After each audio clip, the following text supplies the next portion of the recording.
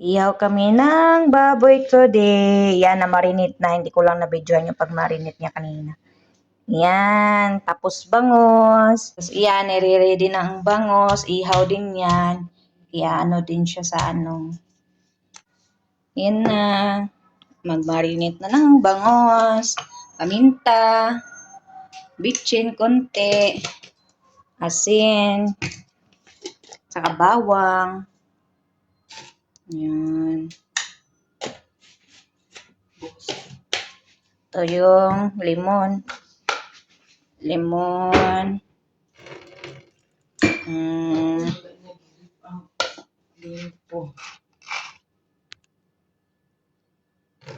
Toyo.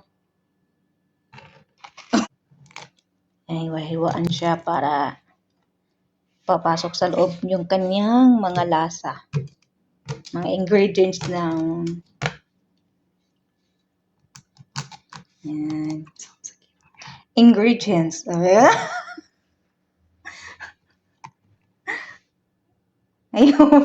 Ang saan na pagkawas katawa.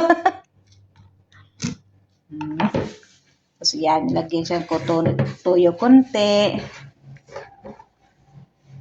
Ayan na. Ganyan pag marinade ng ihawing bangos.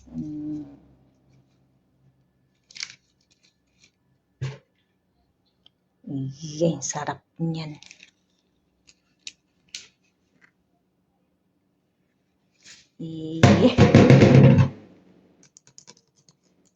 Coba kayak video kamera na to daro.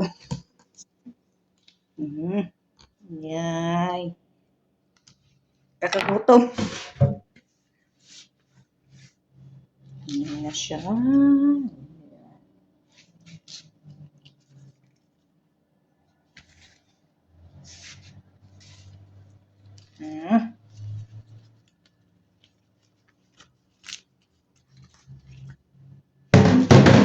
Ibabad muna ng ilang minuto. Pagkaihawin. Tapos ibalik doon sa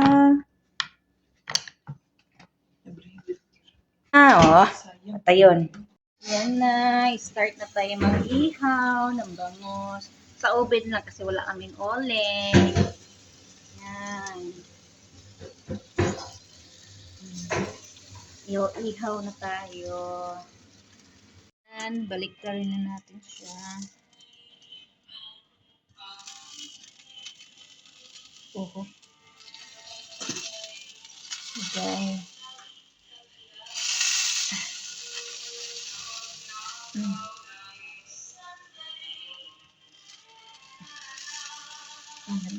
Ay.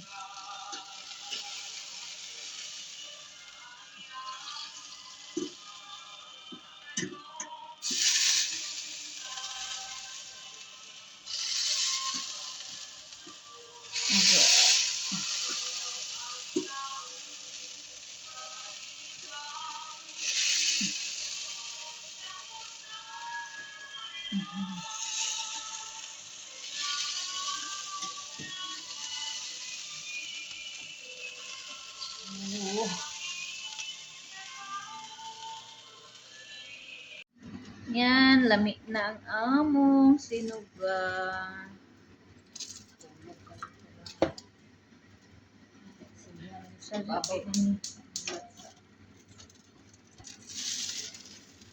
Yun. Punas-punasan siya para sa itaas na.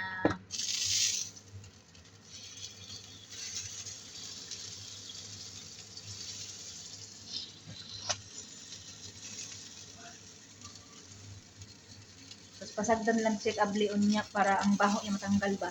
Kani kay sa ibabaw na pasagdaan sa abri. Di ba pagka magluto ba? Oo. Pangabri daan ini kung mga kuan. Para kini ba ang baho sa loob matanggal bitaw. Pangabri na lang og mga bintana daan.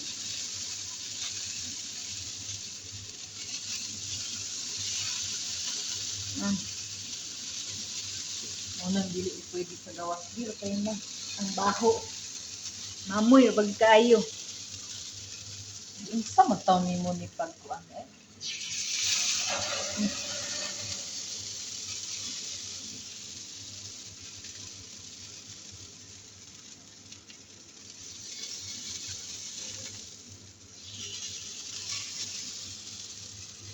Yan na siya.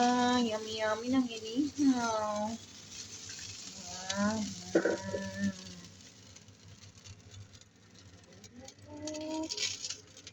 Yan! Sa kabila na naman ang kanyang pagpunas-punas. Para okay na.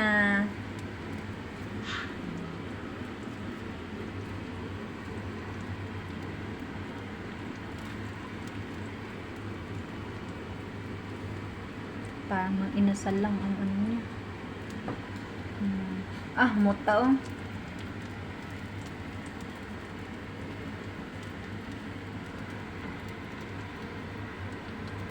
Tapos na rin ang aming inihaw. Yan, yung aming inihaw na bangus at saka maboy at ang kilawing isda, ang palaya at ang kanin, ang sausawan namin. Oh.